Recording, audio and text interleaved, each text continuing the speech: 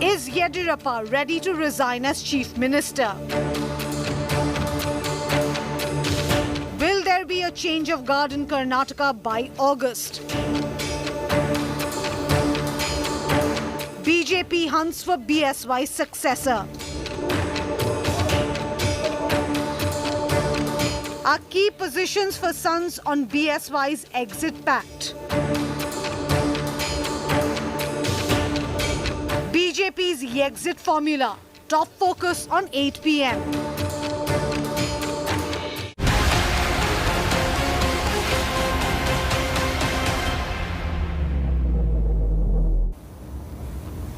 And that's our top focus. You're watching India Today with me, Nabila Jamal. Karnataka Chief Minister B.S. Yediyurappa meeting with the Prime Minister has now really snowballed speculations about a leadership change in Karnataka. India Today has now learned that Yediyurappa offered to quit the Chief Minister's post, citing health reasons, and has also pitched for a bigger role for his sons in the central government. The negotiation still is currently underway, but Yediyurappa has assured that he will ultimately follow what the Prime Minister has to say. Meanwhile, after reaching Bengaluru, Karnataka Chief Minister Yediyurappa has played down all the speculation of his resignation, says he was only asked to work towards party's victory for the next term. Here's all that went by. As change of guard chorus in Karnataka reaches a crescendo, Chief Minister B.S. Yediyurappa's meeting with Prime Minister Modi on Friday seems to have set the ball in motion. India Today sources reveal that Yediyurappa is ready to resign if all his conditions are met. Yediyurappa has demanded a central role for his MP son B.Y. Raghavendran and pivotal role for his son Vijayendra in the state. The negotiations are still underway and Yediyurappa has assured that he will follow Prime Minister Modi's instructions. Yediyurappa will only resign after completing 2 years in office, which is due on July 26th, and a new Chief Minister could take oath by August. Yediyurappa has played down all the murmurs of leadership change in Karnataka and has called for a legislative party meet on 26th of July, the day he completes 2 years in office. ಈಗಿರೋ ಪ್ರಕಾರ ಯಾವುದೇ ಗೊಂದಲ ಇಲ್ಲಪ್ಪ. ರಾಷ್ಟ್ರೀಯ ನಾಯಕರು ನೀವು ಮುಖ್ಯಮಂತ್ರಿಯಾಗಿ ಮುಂದುವರೆದು ಪಕ್ಷವನ್ನು ಬಲಪಡಿಸಬೇಕು ಅಂತ ಹೇಳಿದ್ದಾರೆ. ಯಾವ ಸಂದರ್ಭದಲ್ಲಿ ಏನು ಹೇಳ್ತಾರೆ ಅದನ್ನು ನಡ್ಕೊಳ್ಬೇಕಾದಂಥ ನಮ್ಮ ಕರ್ತವ್ಯ. ಇದುವರೆಗೆ ಯಾವುದೇ ಬದಲಾವಣೆ ಪ್ರಶ್ನೆ ಇಲ್ಲ. ಎಲ್ಲರೂ ಒಗ್ಗಟ್ಟಾಗಿ ಕೆಲಸ ಮಾಡಬೇಕು ಅನ್ನೋ ಸೂಚನೆಯನ್ನು ಕೊಟ್ಟು ಕಳಿಸಿದ್ದಾರೆ. ಆ ಕೆಲಸವನ್ನು ಪ್ರಾಮಾಣಿಕವಾಗಿ ಮಾಡ್ತೀವಿ. Yediyurappa also met the top leadership of the party, including J.P. Nadda and Rajnath Singh. There was one more twist before Yediyurappa's return to Karnataka's capital. While heading to airport, Yediyurappa got a call and he took a U-turn to meet Home Minister Amit Shah. He asked me to work hard to come back to power in Karnataka. And also in Lok Sabha election also must win more seats.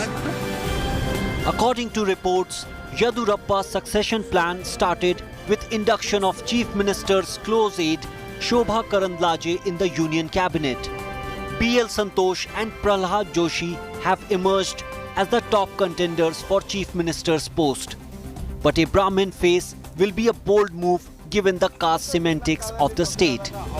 Sources also revealed that with exit of Yediyurappa, a major reshuffle in BJP's Karnataka unit is also on the cards. Facing flack from several BJP lawmakers over handling COVID, non-performance and graft charges, all eyes on action plan of BJP top brass to secure victory in 2023 assembly polls. With inputs from Nagarjun Dwarkanath in Bengaluru, Bureau Report, India Today. All right, let me cut across to our panelists joining us for more on that. We have T.S. Sudhir, senior journalist. We have Aishwarya Mahadev, Congress spokesperson. We have joining us Ganesh Karnik, spokesperson of the BJP. Let me cut across to Mr. Karnik. First, I'll start with Aishwarya. Aishwarya, over to you. BJP's leadership tussle or a lot of confusion that's now kicked up over who's going to be the Chief Minister of Karnataka for the next 2 years. It's barely 2 years that the BJP has now been in power, and already the tussle within the party itself seems never-ending. Time and again that the senior leadership has said that Yediyurappa will continue, but it appears Yediyurappa himself is insatisfied with this assurance.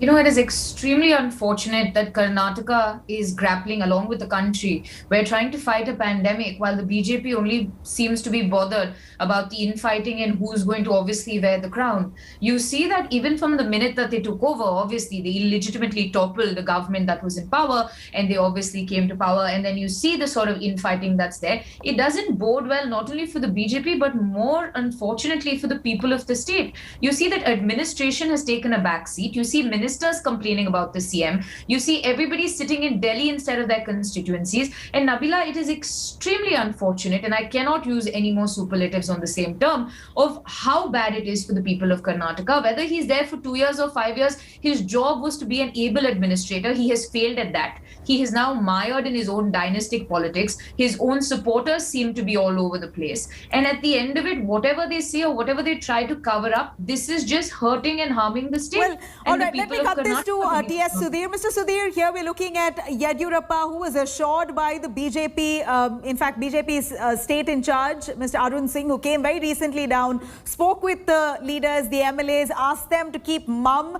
Yediyurappa will continue. It was an assurance given to Yediyurappa. What suddenly changed for him to land up in Delhi just last evening, meet with the Prime Minister, with the Home Minister, Defence Minister, with his two sons? He did not come alone. He came with his two sons. This has now kicked up huge speculation that maybe he's now ready to hang up his boots. He wants to push for his sons to get a better profile portfolio in the union cabinet, maybe.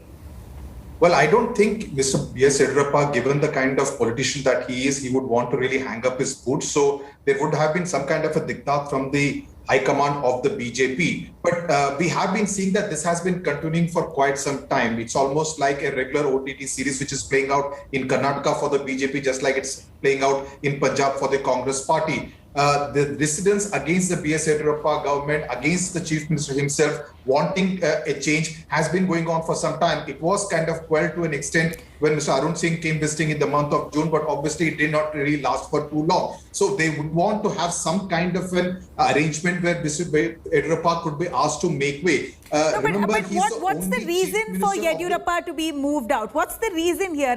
Is it only because they're looking at a stronger face to forge ahead for 2023, or is it more about the corruption allegations that Yediyurappa is still mired in? In fact, very recently, a special court in Karnataka quashed a B report filed by the Lokayukta police in a land denotification case. So do you think the corruption allegation is now coming to haunt Yediyurappa, who for the same case at one point had to step down? See, Nabila, when the deputy chief ministers were appointed in Karnataka, that was an indication that when the next elections happens in 2023, Mr. B.S. Yediyurappa will not be the sole face of the BJP in Karnataka. They wanted to create and encourage a fresh crop of younger leaders who would take the BJP forward in the state. And that's precisely what is now happening. Now that half the term is over as far as Mr. Yediyurappa is concerned, they would want to now the baton to be transferred as far as power is concerned in Karnataka, and they would want to do it as good as possible, because they wouldn't, whether we like it or not, Mr. Yediyurappa happens to be the tallest leader in Karnataka at this point in time, with a huge following, especially among the Lingayat community. Undoubtedly, which is why it's no mean feat for the BJP to actually come up with an alternative face. It's close to impossible, considering that he belongs to the Lingayat community. It is the dominant caste, and Yediyurappa wields that kind of power and influence within that community. In fact, recently his son itself met with all the Lingayat sayers. So it's quite a catch-20, isn't it, for the BJP now? Was that to me? Yeah, see, that's what I was coming to, because a decade ago, we saw Mr. Yediyurappa making a rather unsavory exit from the BJP, forming his own KJP and hurting the chances of the BJP in the 2013 assembly elections in Karnataka. The BJP is wiser from that experience. It would not want to have a similar kind of experience in 2021, which is why the move is to ensure that Mr. Yediyurappa leaves in a more happy state of affairs, with his demands largely met by the BJP High Command, which is probably the reason why he went to Delhi with his family members because he wants to ensure a good deal as far as two sons are concerned. He wants to ensure that at least one of them is in the state cabinet, one of them is in a good position in the BJP hierarchy as far as the central leadership is concerned. So those are the demands of Mr. Yediyurappa that the BJP High Command will need to meet, given the fact that elections in Karnataka only 2 years hence, and really, let me cut across to Aishwarya. A quick word, Mr. Sudhir, hold on. Aishwarya, speaking of dynasty politics, here's Yediyurappa, it's very seemingly pushing for either of his sons to be given a secure position in the union cabinet. Of course, his close confidant Shobha Karandlaje has been roped in. He's also looking for his son Raghavendra to be possibly given a plum post. That's almost his exit pact. You know, honestly speaking, I think that the BJP has learned, especially as Sir also mentioned, that when the KJP came in and close to 22-23 seats, they caused the defeat of the BJP MLAs there. So Mr. Yediyurappa also, whether you talk about Lingayat leader or whatnot, still has a hold and obviously needs to be handled very carefully. And right now you see that the BJP that speaks high and mighty about how they do not play into dynasty politics is obviously accommodating everybody in and around Mr. Yediyurappa to obviously keep him happy. However, the fact of the matter also remains, Nabila, that the BJP also, just an observation, it's not like they do not have leaders in waiting to take over. If you see the lobbying Mr. Nirani is doing instead of working in his constituency, the lobbying Mr. Bellad is doing, you're seeing the Panchamshali Mutts also supporting these MLAs to also take over. That way you have BL Santosh and Prahlad Joshi as top contenders. It appears that they have enough influence with the central leadership as well. So they're trying really hard, but the caste dynamics, of course, plays out. But I'd like to ask you here, Aishwarya, at a time like this when BJP is seeing quite a power tussle within the state of Karnataka, it appears that the Congress is now trying to capitalize on it. But so far we've seen the Congress also now bickering over who is going to be the CM's face. A quick deviation here, if I can ask you, Aishwarya, between DK Shivkumar and Siddaramaiah, it doesn't appear that the dust has settled there at all. Or rather, it's just the fighting has just begun on who's going to be leading the Congress party. You know, I think this was wonderful. On a slow news day, this became something of a huge tussle of who said who's CM and whatnot. But the Indian National Congress and the Congress in Karnataka are very focused on the fact that we want to deliver to the people a good government in, let's say, 2023. We are working on that. Mr. DK Shivkumar and CLP leader Shri Siddaramaiah, both of them are working on the ground. They have also unequivocally mentioned and spoken of whoever has to be CM will be CM. But right now it is for the Congress party to work on the ground. Because for all the talk about the bickering, you see the amount of work the Congress is doing on the ground. And it's also very foretelling of 2023 because of the resonance we have with the people. Whoever becomes chief minister is obviously not for any of us to decide or speculate on. It is for the MLAs. But clearly you have the Congress leaders themselves on ground already dividing themselves into two camps. The Sidhu camp, the DK camp, both the camps not very well working together. There's constant complaints going to the party high command.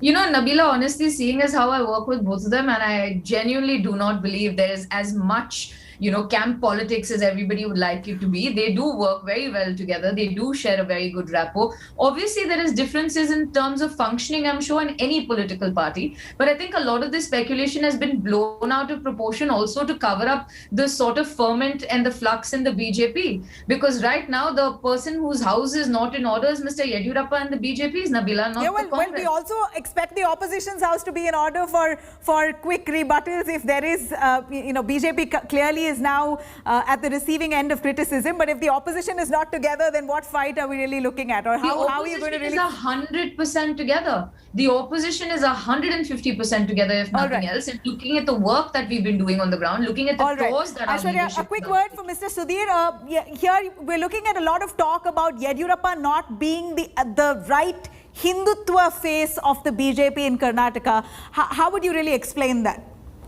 Well, I don't think they are looking only at it as a Hindutva face, because the caste permutations and combinations in Karnataka, just like in any other state, extremely important. And they need to see whether they really want to effect a change. As I was saying earlier, Yediyurappa remains the only 75 plus years age chief minister as far as the BJP is concerned in any state in the country. So in that sense, they are violating one of their own rules, which they have set ever since Mr. Narendra Modi came to power at the center. So they would want to change that. But who really replaces Yediyurappa, and whether all these conditions can be met, that remains the big point. An additional point, see, Karnataka is a state they cannot take lightly because here the Congress is not a pushover. It's the one and party only like in many southern other state states. that they wield any power.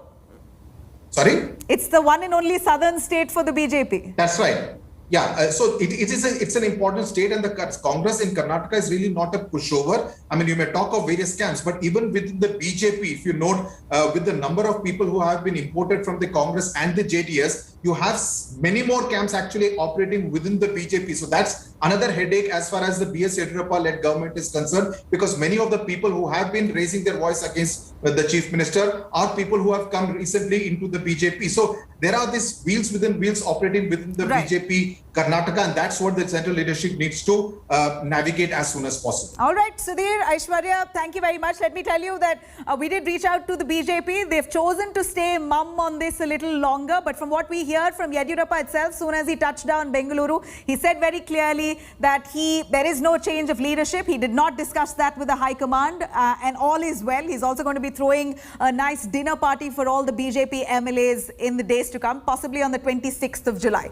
On that note, I'm going to slip into a short break. We'll be right back with news and updates on the other side. Stay tuned.